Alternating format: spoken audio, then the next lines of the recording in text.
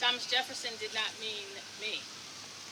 It took almost 100 years, actually 100 years ago, 175 years ago, in Seneca Falls with the Declaration of Sentiments for women to be included in that statement.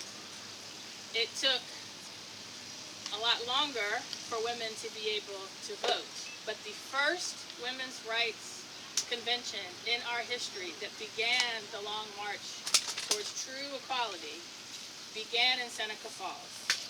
And we are here to not only commemorate that, but to commemorate the 100th anniversary of the ERA, which, just as the Seneca Falls Declaration of Sentiments was the sequel to the Declaration of Independence, the ERA is the sequel to the 14th Amendment. As a state legislator, I was proud to lead the charge to make Virginia the 38th and final state necessary to ratify the ERA. The states have done their job. It is now time for the archivist to do his job. And if he thinks that he needs more authority to do it, then it's time for Congress to do our job. And that is why I'm proud to stand here as the vice chair of the ERA caucus to say, we not only will do our job, but last night I signed a discharge petition to get Ayanna Pressley's bill to publish the ERA a vote on the floor. We will make it happen. It is past time. And we've had not only women leading this fight, and women of color in the fight from the beginning, but we've had a lot of men with us. And it is my pleasure now to introduce one of those men, my senator, the junior senator from Virginia, Tim Kaine. Well, I'm so excited to be here with you, and I think you may have other congressional colleagues coming. They, like me, are in committee hearings. I've ducked out of a Health, Education, Labor, Pension Committee to be with you for a few minutes because this is so important. I want to thank Lisa and the entire team and all these great women and men who are here joining in the cause of ERA ratification. Just a couple of things. It was a moment of pride when Jen McClellan and the other Virginia women legislators who are here, including our pioneering first woman speaker of the House of Delegates in Virginia, Eileen Fillercorn. It was a moment of pride when Virginia became State 38 to ratify the ERA, and that should be sufficient for this to be added to the Constitution. There's a legal challenge that's raised that results from Congress, when taking the original step, put a time limit on ratification. There's no time limit suggested in the Constitution for ratifying amendments to the Constitution. It just says once you get the requisite number of states, then the Constitution is amended. And there's at least one amendment in the Constitution where the time between state number one and then finally getting to the deadline was decades and decades and decades, and that amendment was added to the Constitution. So this should already be added to the Constitution because of Virginia's action, but to the extent that people are raising concerns or doubts, we need to take steps, as Representative McClellan mentioned, in Congress to clarify it. And so I have been a co-sponsor during my entire time in the Senate of the need to go ahead and remove the arbitrary deadline and acknowledge the reality that now we have enough states to add the ERA to the Constitution. So that's why I am very, very proud to be here. I'll also just say that I was proud for another reason. About a week ago, Senate Democratic offices get surveyed on who works in their office, and the results were published, and with 78% women working in my office, I'm the #1 office, at least on those who report in the Senate, in terms of percentage of women who work for me. And I didn't even know it. If you had asked me, well, what do you think the percentage is, I would have said, look, I just try to hire the best people. I don't know, maybe it's 60% or something like that. No, it's nearly 80%.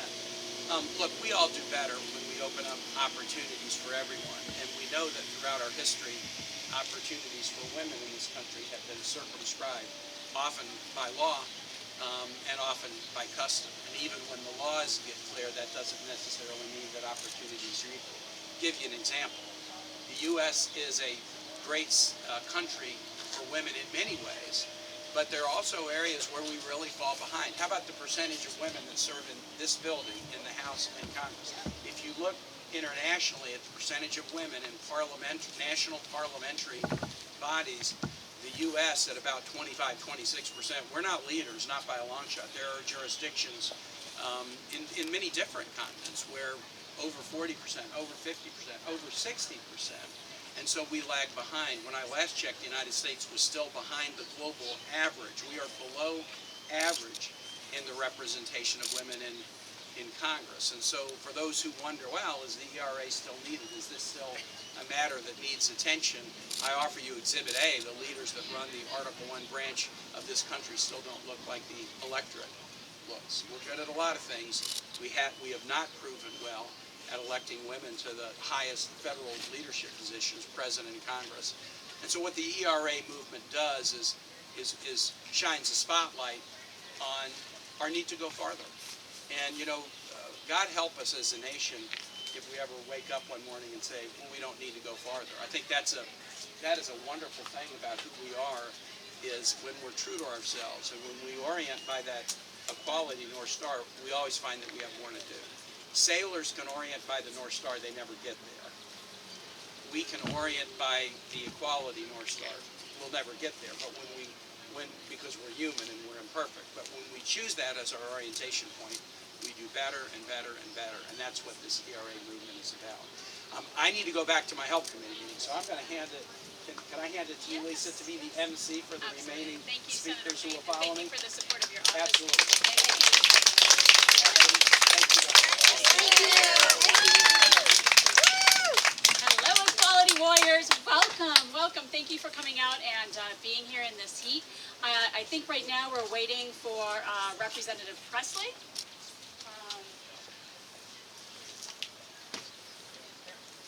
Okay. We're waiting for Rep. Connolly. Perfect. Perfect. Say her name and she arrived. So just give us one moment, please. Thank you.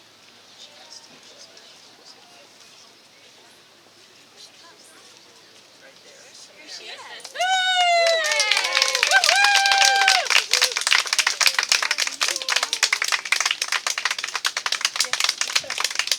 And here is Representative Presley. Thank you so much. Well, it's a great day to make some history.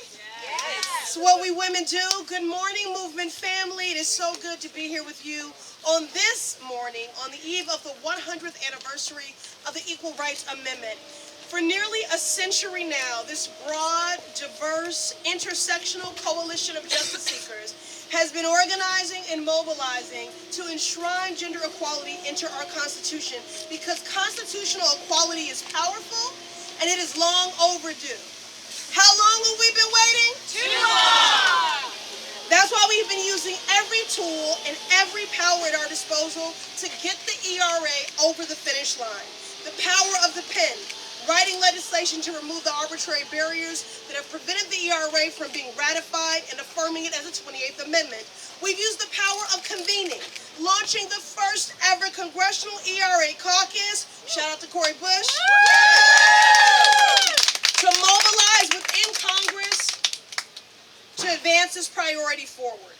And we've used the power of the movement, building a powerful and transformative movement to achieve real, lasting change. We've used the power of the pen, the power of convening, the power of the movement, the power of our voices, the power of our feet.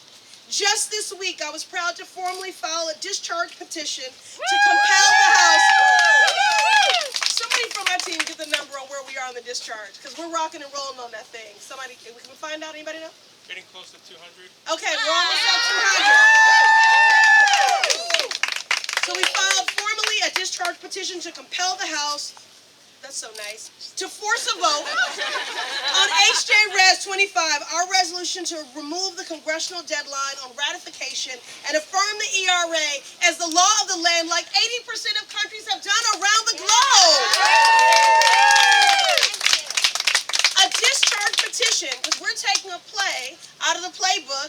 1970s.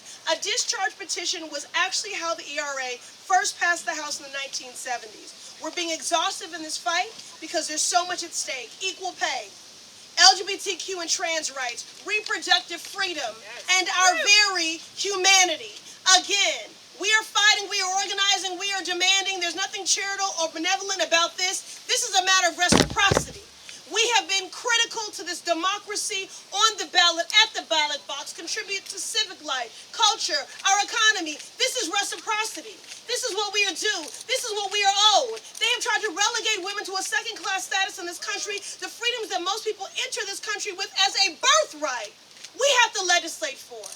That is unconscionable. How long have we been waiting? Too long. For too long, LGBTQ folks and other marginalized communities have been relegated to a second-class legal status in this country. But today, we once again say no more. So I thank you all for continuing to push on this. We're here today because of your sweat equity, your labor of love, your unrelenting dedication to bold, transformative change that centers the dignity, humanity, and equality of all people, because we, the people, must include us. Yes. As you all head to Seneca Falls this weekend, I'm so proud. I'm so proud of all of you. Let's get this done so that our generation is the last generation to live without gender equality in the Constitution. Amen. All right. Is Jerry Connolly here? If not, Rep Byer is here.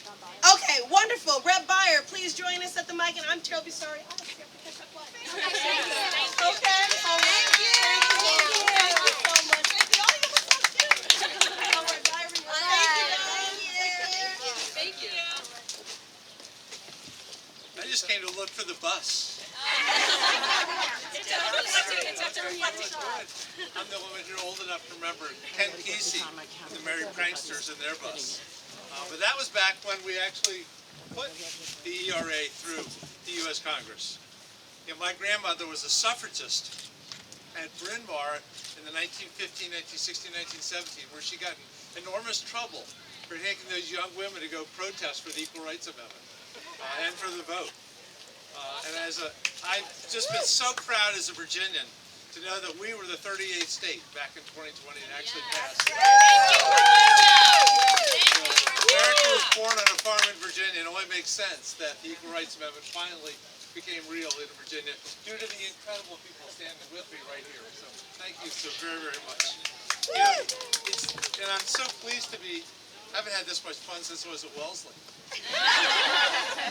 That I'm honored to be one of the few men here this morning, because every man should be willing to stand up for the very simple principle that we are all equal, regardless of gender, in this United States. Yes. Amen. Yes. It continues to confuse me how any person who can read and write could read the Equal Rights Amendment and not understand that this is absolutely basic core principle of equity. It's the most obvious thing I think I've ever seen in my life. Yes. So I was delighted to vote for taking the so-called time restrictions off of the Equal Rights Amendment.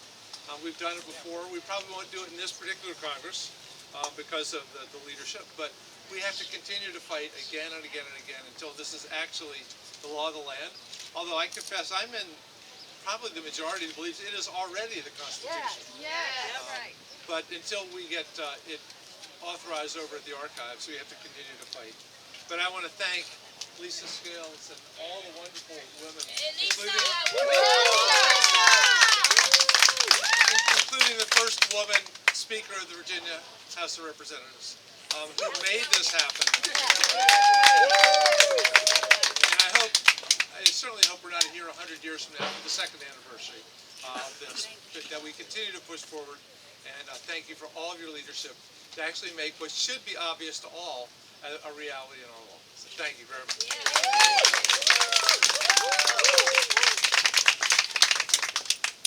Is Rep Connolly here? I haven't seen him arrive yet. Senator Gillibrand, Rep Dean, Rep Jackson Lee. Okay, we are going to move to my dear friend, Delegate Eileen Fillercorn, the 56th Speaker of the Virginia House of Delegates. She is the first woman Speaker of Virginia and the first Jewish person to hold the role. Eileen?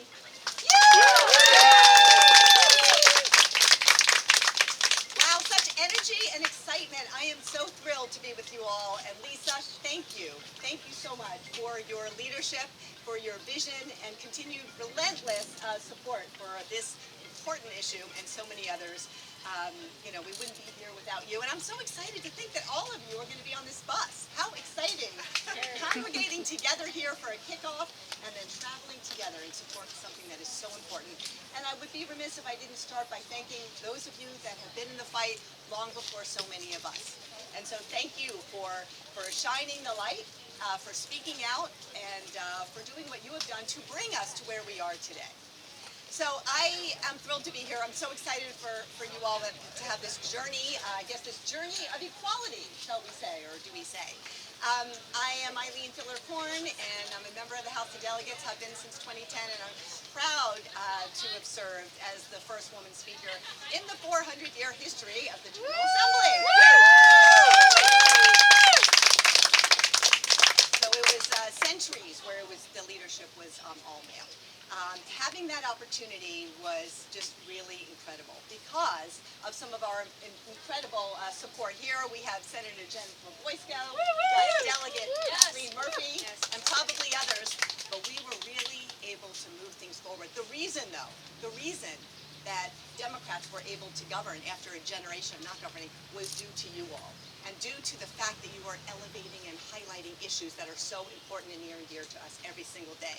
That enabled us to flip the legislature. That enabled us to pass legislation that makes a difference. That enabled me to preside over the House when we made Virginia the 38th state to ratify the Equal Rights Amendment. And we know that wouldn't have happened without all of your voices. And you know what? It took, obviously, a lot of hard work and a lot of effort, but we cannot and we will not stop now. There are so many issues at stake. Yes, equality. Yes, equity. We know what the Constitution says. We know where we should be, and we know it's worth fighting for. But we also have elections coming up right now in less than 4 months in the Commonwealth of Virginia. So we know everybody here who's active and who cares about equity and the ERA and equality is out there campaigning. So we can make sure that we can move Virginia forward. First off, protect all of the progress that we have achieved since my tenure as Speaker and since we were governing, but make sure that we can not only protect all of that, but we can move forward.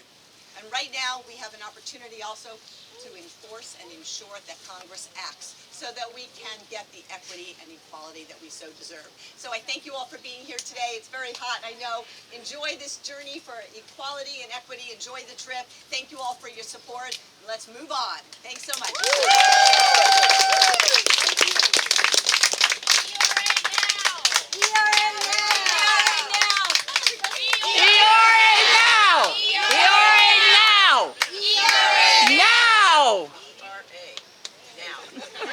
Wonderful. Thank you so much, Speaker Fillercorn. Thank you. Next up is Professor Bonnie Stabile. She is the Associate Dean and founder of the Gender and Policy Study at George Mason University's Schar School of Policy and Government, and she's going to have an important message for you, I assure you. Thank you. Thank you so much. It's a delight to be here today for this special occasion. It's giving new meaning to the term sweat equity, though, I think. So my center is based on the belief that all of us here already know, which is research supports that outcomes are better for everybody, all citizens, when women have the opportunity to lead. So my center is really based on, at the Schar School of Policy and Government, investigating the question of what contributes to women's underrepresentation and what policy mechanisms we can bring about to help address that problem. We're also focused on examining inequities in policy outcomes in the public sphere and also addressing those. So an example of our work is a book that I recently published with my graduate research assistant, Aubrey Grant, called Women, Power, and Rape Culture. And in this book, we identify everything on the spectrum from sexual harassment to sexual assault as a structural impediment to women's advancement in the public sphere. The degree to which society has enabled these behaviors and inadequately addressed them creates the type of atmosphere that really makes it hard for women to achieve social equity and justice. So that is just one of the many issues. We look at women's health and well-being, at violence against women. In the course of our work, we bring people, I hope to see you at our events and join forces with you. If you have questions that you'd like academic minds to bring to bear what they know, I welcome you to reach out to me because we want to be in dialogue with the public in thinking about meaningful, tangible policy solutions. And we raise up the voices of thought leaders. Allie Cole, the founder of the Purple Campaign, which has been focused on addressing harassment in the workplace from the halls of Congress to Uber to academia to everywhere. We have on our board Victoria Lipnick, the former EEOC, who's dealt with what she called the problem she didn't expect to be everywhere all the time, which was sexual harassment in the workplace, which has remained unaddressed despite decades of laws that haven't attempted to address the problem. And young women who, as students, have actually transformed policy themselves as undergraduates. Lily James and Nora Gallo of a great organization called the Every Voice Coalition, which has been an award-winning, recognized by the Department of Justice for their advancements in transforming campus sexual assault policy. So, when we join forces and raise up the voices of women, we all do better. So it's a matter, important, again, I'm preaching to the literal choir here, but, it's a matter of justice and fairness, but also as we face the pernicious problems that the world has in store for us, climate change, poverty, water shortages, we really need a diversity of voices in the marketplace of ideas, and women's underrepresentation, if addressed, could actually contribute to better outcomes for all as we deal with all these problems. So I hope to be in dialogue with you and see us at the short story.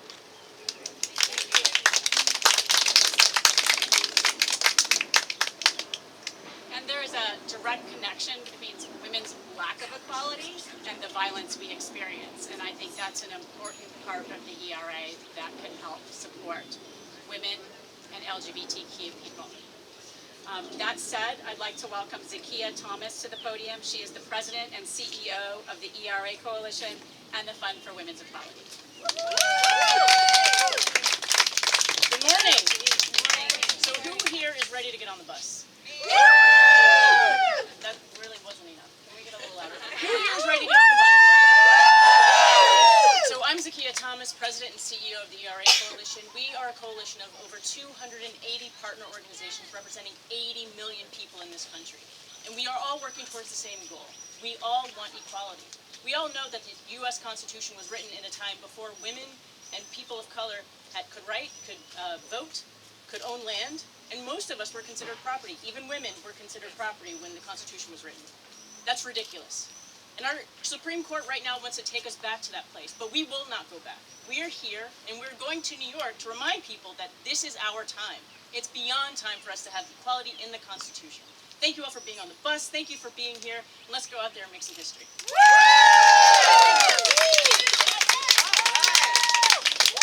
Thank you, Zakiya. I would like to welcome Bear Atwood, the Vice President of the National Organization for Women, to the podium.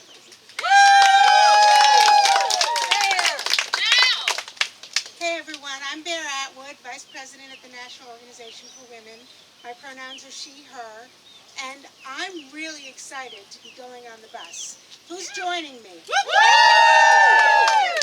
This is a bus ride to mark 100 years since the introduction of the ERA. 100 years is too long to wait for equality. But it's not just to mark the 100-year anniversary. This is a call to action. This is a call to move forward with making the ERA a part of our Constitution. We have done our part. Congress ratified the ERA, and 38 states have ratified the ERA, and we have called on the archivist to do their part and put the ERA in the Constitution formally. It's already there. It's a part of the Constitution. We just need a signature. And this is a call to action to make sure that Congress passes resolutions directing the archivists to put their signature on the ratification. This is a call to action to inform and educate the rest of the country that the ERA is not yet in the Constitution, and that women and people of color and LGBTQIA people all deserve to be written into the Constitution and for there to be equality for all. So what do we say? ERA! Now. Yeah, I was going to say, when do we want it? Now! What do we say? ERA! When do we want it? Now! If you're holding a sign up behind me, hold it up loud and proud so that we can all see. What do we want? ERA! When do you want it? Now! Thank you all very much.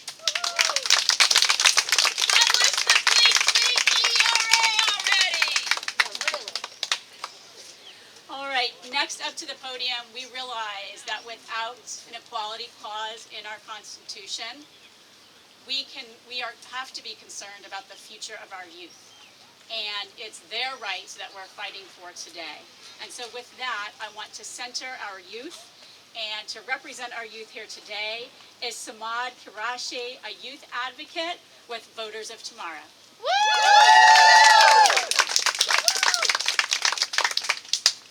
Good morning, everyone. My name is Samad Kirashi. Good morning. I'm honored to represent Voters of Tomorrow. For a quick background, Voters of Tomorrow is an organization across the United States dedicated to getting young people out to vote. As we gather here today, we not only celebrate the 100-year anniversary of the ERA, but acknowledge the urgency of getting it published. 100 years is far too long for sex equality. Why is it still not a reality at this point? How can we accept that in the 21st century, our society still fails to recognize fundamental rights of all individuals, regardless of gender or sex? Some may ask why the ERA matters to me as a young male in America. The ERA will challenge harmful stereotypes and societal expectations that can often both limit men and women. The ERA does not benefit one group, but only society as a whole. As young men, we are not bound by outdated notions of masculinity that might hinder emotional expression or career choices. The ERA will ensure that all individuals, regardless of their sex, have the same freedom to pursue their passions or fears, regardless and without fear of discrimination. Why should any human being be discriminated against solely based on who they are? The Equal Rights Amendment will empower us to break free from the constraints of history as we carve a new path to justice and equality. It calls upon us to unite as a nation, transcending boundaries and embracing the inherent worth and dignity of every human being. So today, as we get on that bus and as we celebrate the 100-year anniversary of the ERA, let's not just look back on the past, but ahead of the future that awaits us. 100 years is far too long to wait for sex equality. The time for change is now. Join us as we shape society, as we build a future where every voice is valued, every right is protected, and every individual is equal. Thank you.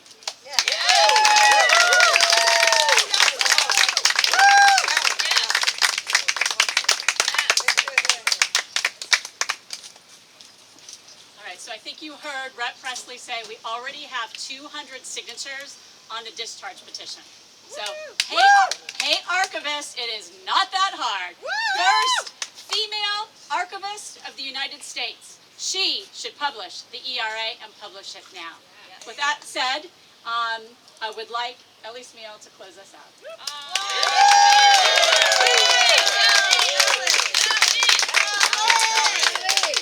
Well, we're all here with our bus gear. It's a beautiful bus, and it's just a symbol of where we stand. We're on the move. The ERA has momentum. 200. We only need 18 more. And we intend to keep at it. We got until the election. There's no question that we want 2 resolutions to pass. One that says the ERA is ratified, it is valid, it is in the Constitution, and the second one that the archivist signs it. Yes. So we're moving, and we are not only on the move through celebration of what happened in Seneca Falls 100 years ago, but celebration of what's happening now. We are 85% in the polls. 85%. What more do they want? Not only have we met every constitutional requirement, we now are phenomenally high in the polls, and that is growing. So there's no mistake about it. The Equal Rights Amendment's in the polls. Is in the Constitution. It must be rectified, recognized, certified, and what a party we'll have then. But we're not stopping then. We're going to move for enforcement, because that's what it's about. And we've waited too long for equality. We've waited too long for full reproductive rights. We've waited too long for the LGBT community. We are moving, and we're going to make sure it is recognized, certified, and published as a part of the Constitution. Yes, Thank you very much.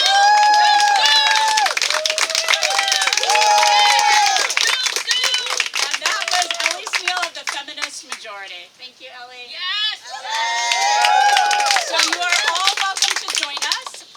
Gather around, take your photo ops. In about 10 minutes, we're going to have congressional accessibility services pull up in golf carts and start to cart us down to the reflecting pool. And there you will see the ERA Centennial Bus ready for the send-off to Seneca Falls. So please join us. Thank you very much. Thank you. Thank you, Lisa. Yeah,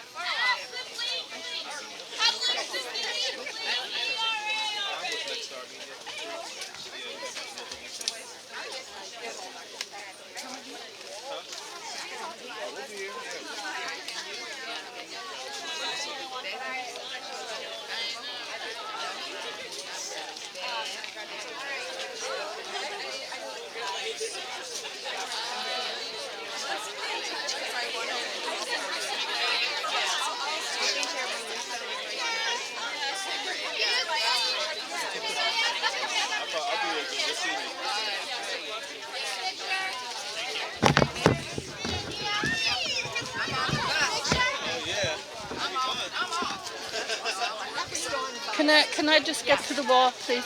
Because this is heavy. Sorry.